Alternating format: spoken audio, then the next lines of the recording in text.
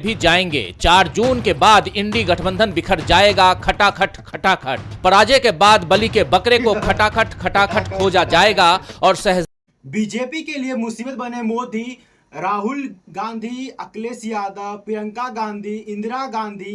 तो आज हम लोग ये न्यूज़ सुनेंगे। है गाइस, मैं हूं अभिषेक। तो आज हम लोग सुनने वाले हैं बीजेपी न्यूज़ और आज कुछ धमाका होने वाला है। तो चलिए शुरू करते हैं।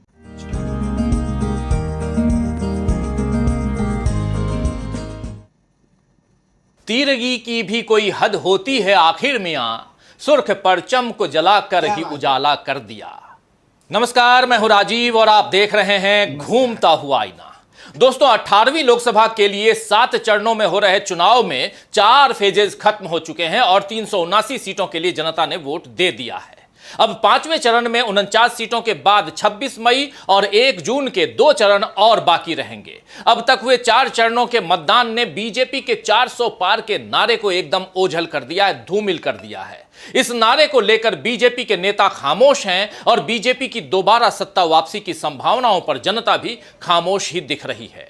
मतदाताओं की यह चुप्पी चुनावी विश्लेषकों को तो हैरान कर ही रही है, लेकिन साथ साथ बीजेपी के खेमे में भी इससे बेचैनी हो रही है। मोदी हर चुनावी मंच से खूब गरज रहे हैं, लेकिन उनकी गर्जना में अब असर नहीं दिख रहा है जैसा असर वो पहले दिखाने की कोशिश करते थे। बल्कि अब सवाल उठने लगे हैं कि क्या इस बार मोदी ही बीजेपी की हार का कारण बनेंगे। आप याद कीजिए कि 2014 में जब 10 साल बाद बीजेपी की सत्ता में वापसी हुई थी तो इसे मोदी का कमाल बताया गया था। बीजेपी और उसके समर्थक मीडिया ने एक शब्द उस समय गढ़ लिया था, मोदी लहर।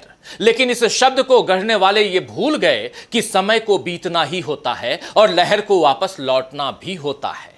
मोदी लहर जैसी कोई चीज अगर थी तो वो लौट चुकी है, क्योंकि अब वो कहीं नजर नहीं आ रही है और ऐसा लग रहा है कि इस लहर के साथ बीजेपी की जीत की संभावनाएं भी लौट चुकी हैं, क्योंकि बीजेपी में अब भी मोदी के नाम पर ही वोट मांगे जा रहे हैं। मोदी ही बीजेपी के स्टार प्रचारक बनकर जगह जगह रैलियां कर रहे हैं, लेकिन मोदी के भाषणों में भविष्य की कोई उम्मीद नजर नहीं आ रही है।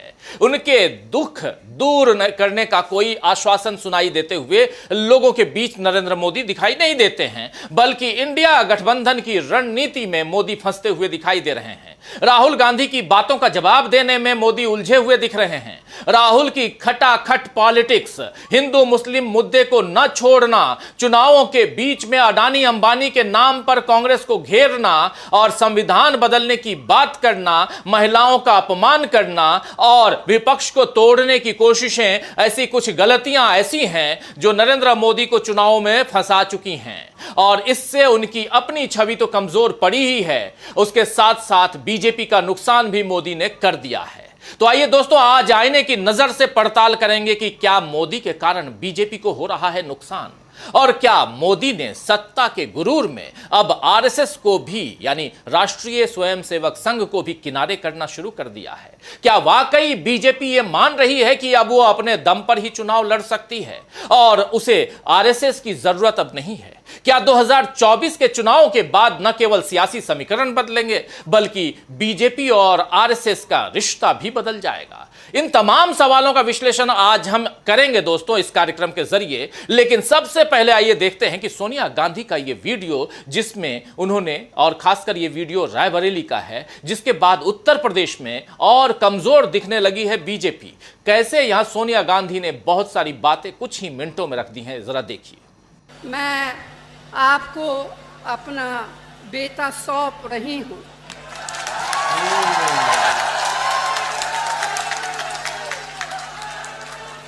जैसे आपने मुझे अपना माना, वैसे ही राहुल को अपना मान कर रखना है। ये राहुल आपको निराश नहीं करेंगे। 30 साल तक एक सांसद के रूप में आपने मुझे सेवा करने का अवसर दिया। ये मेरे जीवन की सबसे बड़ी पूंजी है। रायबरेली मेरा परिवार है, वैसे अमेठी भी मेरा घर है। पिछले 100 साल से हमारे हमारे परिवार की जड़ इस मिट्टी से जुड़ी हुई है। गंगा माँ की तरह पवित्र यह रिश्ता। मैंने राहुल और प्रियंका को वही शिक्षा दी जो इंदिरा जी ने और रायबरेली की जनता ने मुझे दी। सबका आदर करो, कमजोर की रक्षा करो, अन्याय के खिलाफ जनता के अधिकार के लिए जिससे भी लड़ना पड़े लड़ जाओ, डरना मत, क्योंकि संघर्ष की तुम्हारी जड़ें और परंपराएं बहुत मजबूत है। ये वीडियो रायबरेली का है, जहां से अब तक सोनिया गांधी सांसद थीं, लेकिन इस बार राहुल गांधी वहां से कांग्रेस प्रत्याशी हैं। सोनिया गांधी ने पहले भी रायबरेली के लोगों को चिट्ठी लिखकर अपना परिवार बताया था और शुक्रवार को राहुल गांधी के लिए सोनिया गांधी फिर से रायबरेली गईं और वहां के लोगों से कहा कि मैं अपना बेटा आपको सौंप रही हूं। सोनिया गांधी की इस अपील का रायबरेली और अमेठी दोनों जगह जबरदस्त असर होगा, ऐसा माना जा रहा है। राहुल गांधी ने भी इस वीडियो को शेयर करते हुए लिखा है, ये पल मेरे लिए बहुत ही भावुक कर देने वाला था। मां ने रायबरेली की 100 वर्षों की सेवा की परंपरा का ध्वज आज मुझे भरोसे के साथ सौंप दिया। मैं गर्व के साथ ये जिम्मेदारी स्वीकार करता हूं और वादा करता हूं कि मां के कहे एक एक शब्द का मान रखूंगा। तो राहुल गांधी वायनाड और रायबरेली दोनों जगह से जीतेंगे या नहीं जीतेंगे, या अमेठी में केएल शर्मा स्मृति ईरानी को किस तरह हराते हैं, ये तो 4 जून को पता चल ही जाएगा दोस्तों। लेकिन मोदी 4 जून के पहले से ही परेशान दिखाई देने लगे हैं। आपको याद होगा कि कैसे नरेंद्र मोदी ने राहुल गांधी को रायबरेली से उतारने के फैसले पर कहा था कि उनकी सबसे बड़ी नेता में रायबरेली में चुनाव लड़ने की हिम्मत नहीं थी। वो राजस्थान भाग गईं और राज्यसभा सदस्य बन गईं। आप समझ सकते हैं, सबसे बड़ी नेता यानी कि सोनिया गांधी का जिक्र कर रहे थे यहां नरेंद्र मोदी। हालांकि शुक्रवार को रायबरेली और अमेठी में कांग्रेस के समर्थन में हुई जोरदार रैलियां बता रही हैं कि मोदी की बातों में लोग अब नहीं फंस रहे हैं। उन्हें पता है कि सोनिया गांधी को रायबरेली से लड़ने के लिए हिम्मत नहीं चाहिए। पिछले चुनाव में जब पूरे उत्तर प्रदेश में कांग्रेस को शिकस्त मिली थी, तब भी रायबरेली सीट पर सोनिया गांधी ने जीत दर्ज की थी, आपको याद होगा। लेकिन मोदी बार बार सच्चाई से आंखें फेर रहे हैं। गुरुवार को ही उन्होंने फिर ऐलान किया कि अमेठी से गए अब रायबरेली से भी जाएंगे खटाखट। जी हां, मोदी इन दिनों खटाखट शब्द का खूब इस्तेमाल कर रहे हैं, यानी राहुल की बिछाई बिसात पर मोदी चाल चलने को मजबूर हो रहे हैं। गुरुवार को यूपी के प्रतापगढ़ में मोदी ने इंडिया गठबंधन की हार की भविष्यवाणी करते हुए कहा कि अमेठी से गए हैं, रायबरेली से भी जाएंगे। 4 जून के बाद इंडी गठबंधन बिखर जाएगा, खटाखट खटाखट। पराजय के बाद बलि के बकरे को खटाखट खटाखट खोजा जाएगा और शहजादे चाहे लखनऊ वाले हों या दिल्ली वाले, ये गर्मी की छुट्टियों पर खटाखट खटाखट विदेश निकल जाएंगे। मोदी यहां जिस तरह खटाखट बोलने पर मजबूर हुए हैं, उसी से समझ आ रहा है कि बीजेपी अब कितनी कमजोर हो गई है, क्योंकि राहुल गांधी ने बेरोजगारों को रोजगार खटाखट देने, गरीब महिलाओं को सालाना 1 लाख रुपए खटाखट देने जैसी बातें कही हैं और बताया है कि कांग्रेस के घोषणा पत्र में इसे लेकर क्या वादे किए गए हैं। कांग्रेस के घोषणा पत्र का अच्छा असर इस बार पड़ रहा है। खुद मोदी इसकी कई बार चर्चा कर चुके हैं, लेकिन जितनी बार वो कांग्रेस को गलत ठहराने की कोशिश करते हैं, उतना ज्यादा कांग्रेसी घोषणा पत्र को पढ़ा जाता है और इसमें बीजेपी का नुकसान होता है। मोदी का खटाखट वाला बयान इस नुकसान को और बढ़ा रहा है। तो राहुल गांधी 10 सालों में कई बार मोदी को अडानी अंबानी मामले पर भी घेर चुके हैं और मोदी अब तक इन 2 नामों को बोलने से बचते ही रहे हैं। लेकिन राहुल गांधी के बोलने का असर हुआ या सत्ता के जाने की बौखलाहट ऐसी हुई कि बीते दिनों नरेंद्र मोदी ने अडानी अंबानी के काले धन को टेम्पो में कांग्रेस तक पहुंचाने वाला बयान दे दिया। जब मोदी ने बयान दे दिया तब उन्हें शायद अंदाजा भी नहीं होगा कि इसमें बीजेपी को उन्होंने कितना फंसा दिया है, क्योंकि एक तरफ उन्होंने उन 2 उद्योगपतियों पर काले धन का आरोप लगा दिया जिनकी संपत्ति में पिछले 10 सालों में काफी इजाफा हुआ, यानी कहीं ना कहीं इसमें अपनी सरकार को ही नरेंद्र मोदी ने जिम्मेदार ठहरा दिया, और दूसरी तरफ राहुल गांधी के आरोपों को वो सही ठहराते हुए मोदी वहां पर नजर आए कि मोदी सरकार उद्योगपति मित्रों की सरकार है। इसी तरह राहुल गांधी मोदी पर हिंदू मुस्लिम करने का आरोप भी लगाते आए हैं, आपने सुना ही है, जिसका जवाब देने की कोशिश नरेंद्र मोदी ने की, लेकिन फिर भी वो वहां पर भी फंस गए हैं। आइए जरा देखिए इस रिपोर्ट को। बनारस में मां गंगा के सामने नरेंद्र मोदी ने एक इंटरव्यू में कहा कि जिस दिन मैं हिंदू मुसलमान करूंगा उस दिन सार्वजनिक जीवन में रहने लायक नहीं रहूंगा। यह बहुत बड़ा बयान नरेंद्र मोदी ने दिया ताकि सांप्रदायिक ध्रुवीकरण के जो आरोप मोदी पर लगते रहे हैं वो मिट सकें। गुजरात का कांटा तो मोदी के राजनीतिक जीवन में हमेशा ही चुभता रहेगा, लेकिन अपने 10 सालों के शासन में भी मोदी अल्पसंख्यकों की सुरक्षा और सम्मान के सवाल पर हमेशा घिरते रहे हैं और इन चुनावों में भी विकास की बात छोड़कर मोदी हिंदू मुसलमान करते रहे हैं। कभी राम मंदिर के नाम पर कांग्रेस को घेरा तो कभी कांग्रेस पर कृष्ण को गाली देने का आरोप लगाया। यहां तक कि कांग्रेस के घोषणा पत्र पर मुस्लिम लीग की छाप भी बताई। मोदी अब भी यही कर रहे हैं। उनके चुनावी भाषण को सुनकर किसी को भी समझ आ जाएगा कि मोदी ने हिंदुत्व का राग छोड़ा नहीं है, भले ही उनका दावा कुछ भी हो। तो चुनाव में बाजी हाथ से निकलती देखकर नरेंद्र मोदी अब खुद को मुस्लिमों का करीबी बताने लगे हैं, जबकि मोदी के साथी सांसदों ने किस तरह संसद के भीतर एक मुस्लिम सांसद दानिश अली को अपशब्द कहे थे, ये बात अभी जनता भूली नहीं है। खुले में नमाज पढ़ने से लेकर अपनी पसंद का खाना खाने तक कई बातों पर मुसलमानों को अपमानित और प्रताड़ित किया गया। मोदी समर्थक पत्रकारों ने भी खूब हिंदू मुसलमान किया, लेकिन अब चुनाव के वक्त सुर बदलने की कोशिश हो रही है और इसके साथ ही अपनी मजबूती दिखाने के लिए अब संघ यानी आरएसएस से भी बीजेपी दूरी बनाती हुई दिख रही है।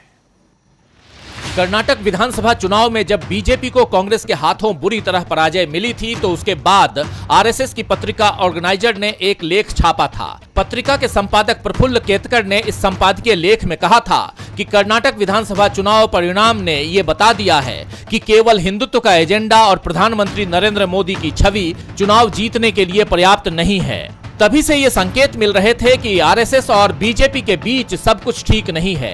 बीजेपी की चुनावी जीत में संघ की बड़ी भूमिका रहती है क्योंकि जमीन पर उसके कार्यकर्ता मेहनत करते हैं, लेकिन अब बीजेपी को ये लगने लगा है कि वो इतनी मजबूत हो गई है कि उसे संघ की जरूरत नहीं है। अंग्रेजी अखबार इंडियन एक्सप्रेस को दिए एक इंटरव्यू में बीजेपी अध्यक्ष जेपी नड्डा ने कहा है कि वाजपेयी के समय बीजेपी छोटी और कमजोर थी और उसे खुद को चलाने के लिए आरएसएस की जरूरत पड़ती थी, लेकिन आज हम बढ़ गए हैं, पहले से अधिक सक्षम हैं और बीजेपी अब अपने आप को चलाती है। आरएसएस एक सांस्कृतिक सामाजिक संगठन है। हम अपने मामलों को अपने तरीके से संभालते हैं और यही राजनीतिक दलों को करना चाहिए।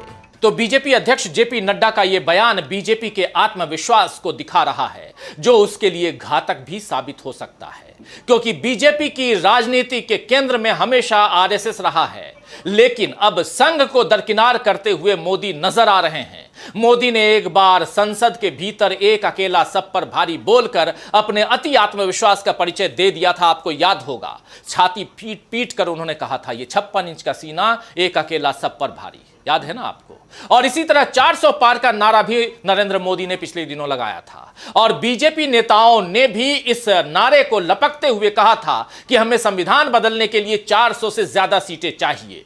बीजेपी के नेताओं ने बार बार आरक्षण के खिलाफ भी बातें की और इसके साथ ही किसानों, दलितों, आदिवासियों और महिलाओं के अपमान के मुद्दे जब जब सामने आए तब तब बीजेपी ने अपनी सुविधा से उन मुद्दों पर चर्चा की। खासकर महिलाओं की सुरक्षा के मुद्दे पर जिस तरह की राजनीति हुई, जनता उससे भी बीजेपी और नरेंद्र मोदी से निराश हुई।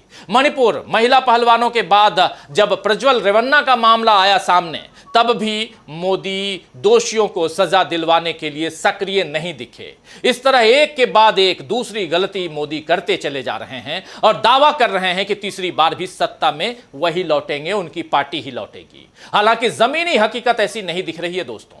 मोदी की गलतियों से अब बीजेपी को नुकसान हो चुका है और यह नुकसान हर चरण के बाद पहले से ज्यादा स्पष्ट यानी साफ दिखाई दे रहा है, क्लियर दिखाई दे रहा है। अब देखना होगा कि क्या मोदी की गलतियों के कारण सत्ता से हटेगी बीजेपी। खैर, शायर जिया जालंधरी ने ठीक ही फरमाया है कि आसरे जाते रहे आस अभी बाकी है, आसरे जाते रहे आस अभी बाकी है, पौ भी फूटेगी जहां डूबते तारे देखे। तो आज के लिए बस इतना ही, फिर मिलेंगे खबरों के नए आईने के साथ। तब तक देखते रहिए डीबी लाइव। नमस्कार। तो गाइस एक चीज है कि बीजेपी को आरएसएस को बीच में नहीं लाना चाहिए था। और फर्स्ट ऑफ ऑल लगता है बीजेपी और कांग्रेस में कौन जीतने वाला है, ये कमेंट बॉक्स में जरूर बताना गाइस। आपसे आज वोटिंग होगी, कौन जीतेगा कौन हारेगा और किसका पक्ष लिया जाए और किसका नहीं लिया जाए और कौन सत्ता में आएगा, ये आप लोग डिसाइड करेंगे। जो ऑडियंस है वो डिसाइड करेगी और जो पब्लिक है, जो वोटर है वो डिसाइड कर सकता और कोई डिसाइड नहीं कर सकता। तो मेरा कहने का मतलब ये है कि चैनल को सब्सक्राइब करो, वीडियो पे एक लाइक कर दो। तो चलिए मिलते हैं नए वीडियो के साथ, एक नए न्यूज के साथ। तब तक के लिए बाय, जय हिंद, जय भारत,